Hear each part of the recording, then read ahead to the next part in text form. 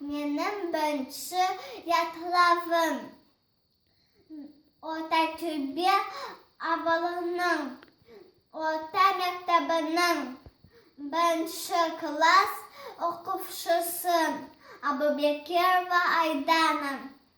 Қавға, ең қорқынышлы сөз дүниеде 1945 жыларға қайтпақ бұл заманда.